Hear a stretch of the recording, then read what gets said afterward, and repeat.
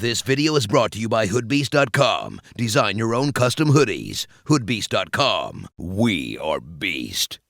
Yo, what is up guys? It's me, Zach Lee, and welcome to day 45 of the 2017-2018 NBA season. Thank you guys so much for tuning in. I haven't said it in a while, but I really appreciate every single one of you that watches these videos every single day. You guys are the best, but now with that out the way, let's just get into everything that did go down yesterday. Lego. It seems like an eternity ago since everyone, well, maybe not everyone, I know I did just a little bit, but since people were kind of panicking about the rough start that the Cleveland Cavaliers have gotten off to this season, losing to the Hawks, getting blown out by the Orlando Magic, Kevin Love ripping his jersey and walking out on the team midway through a game. Fingers were being pointed left and right about who was to blame for the struggles of the Cleveland Cavaliers. And one of those fingers was being pointed at Dwyane Wade, and LeBron James confirmed yesterday that a lot of people in the Cavs locker room, the players of the Cavs, weren't very happy with Dwyane Wade just being on the team. There was a couple of guys with it, but it wasn't a lot. I still know what he's capable of doing. Why wouldn't you want another guy in the locker room that brings a championship mentality and a guy who can still play?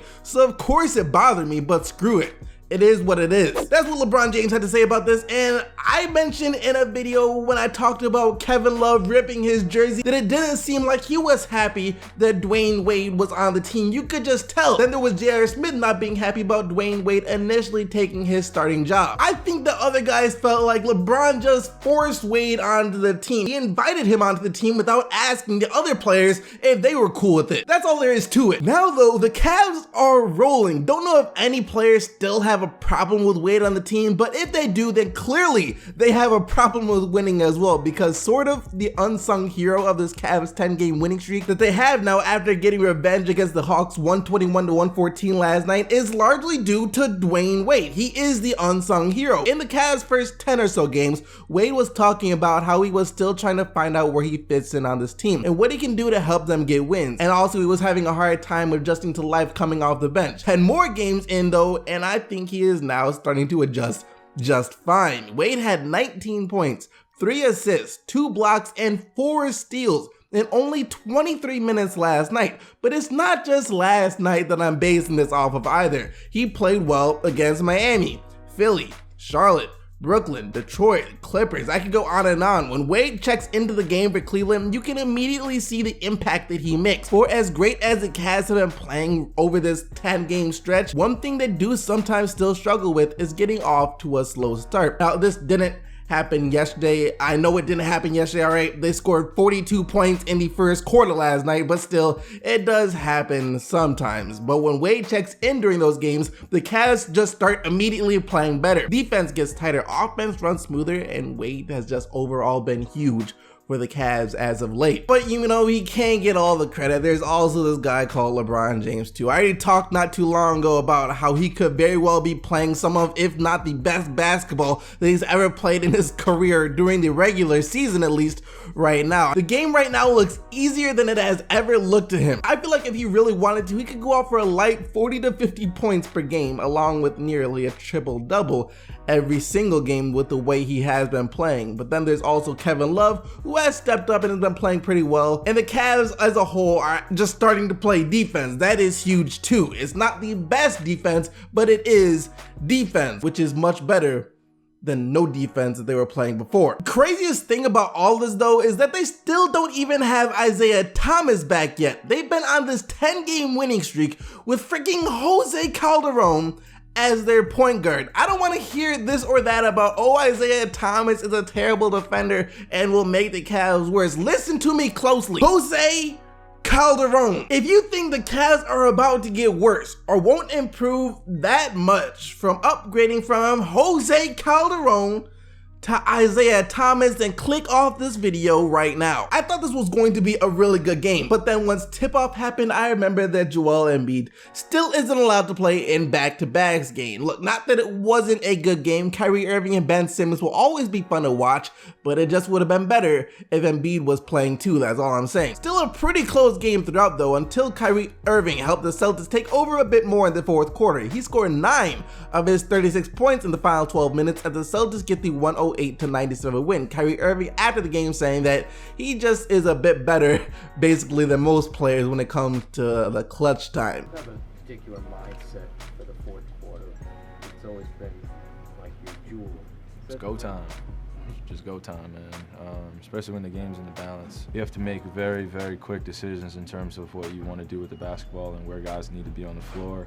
And when you're playing like that, some guys think a lot quicker than others. And I was just fortunate enough that my mind works a lot quicker than other people in the fourth quarter. As good as Kyrie is though, I think Horford deserves just as much credit player-wise for how good the Boston Celtics have been this year. He's like the glue guy on this team, both on offense and on defense. We fans sometimes poke fun at him for not being the best rebounding big man, but when he does everything else so well, you kind of have to cut him some slack there. And it's not like he's a terrible rebounder either. His natural position is power forward. He's playing power forward right now, and for a power forward, he's actually an average rebounder. Lou Williams, Austin Rivers, DeAndre Jordan, Wesley Matthews, and Montrezl Harrell. That's the starting lineup for the Clippers for like the next 2 months.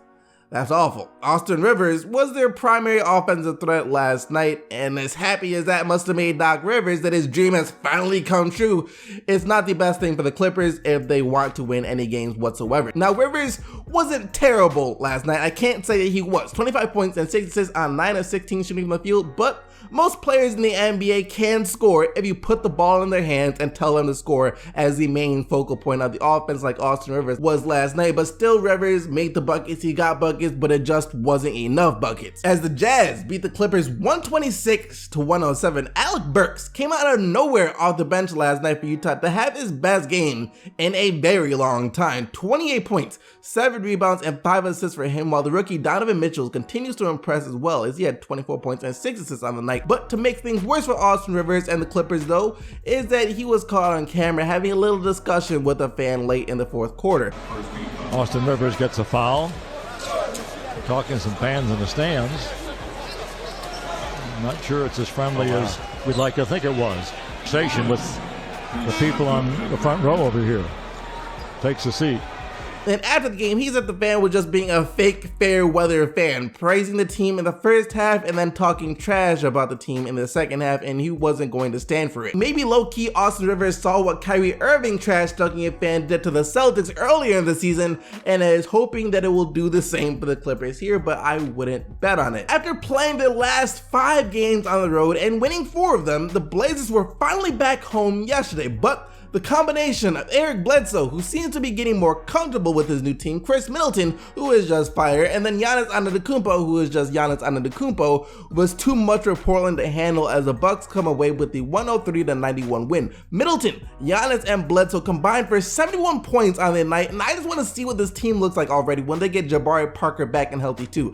Meanwhile, Nurkic though did have 25 points and 11 rebounds for the Blazers. Who would have thought that this would have been the most thrilling game of the night? The Bulls versus the Nuggets, and that it would still be thrilling even though the Nuggets had to play most of the game without their star big man in Nikola Jokic, who had went down with a sprained ankle and is now listed as day-to-day. But regardless of what teams were playing and what players were playing, this was still a very thrilling game. It was back and forth the entire time, down to the final 10 seconds. So Chris Didnt, who I've talked about a couple of times this season already, you guys need to wake up, he's not that bad, continues to prove why you can't call rookies a bust just after one bad season. Made was about to be the biggest play in his career so far, with Chicago down 109 to 108. Didnt hit the driving layup with 9 seconds to go to give Chicago the 110 to 109 lead, and with no timeouts remaining, things were looking really good for the Bulls. All they needed to do was just get one stop and the game was theirs. But apparently that was easier to say than it was to do, as with 3 seconds left in the game, Will Barton hit the tough acrobatic layup to give the lead back to the Nuggets, and then it was back to the Bulls. They were also out of timeouts. Get the ball to Denzel Valentine, but his desperation 3 at the buzzer just didn't have enough arc to it, and it clanks off the front of the rim. Nuggets win the thrilling game 111 to 110. Barton, other than his game-winning drive, also had a career-high 37 points on the night, while Chris Didnt had 19 points, 5 rebounds, and 5 assists for the Bulls. That wraps up all the action from last night though. You guys can go vote for the player of the day by following the link down in the description box below. Just remember that only players whose team won are eligible to win player of the day. And yesterday you guys selected Aaron Gordon and his 40 points and 15 rebounds as your player of the day. But thank you guys so much for watching the video. Make sure to leave a like and subscribe for more daily NBA news and updates. But until tomorrow, keep getting the buckets, Team SDC, and I'm out of here. Peace!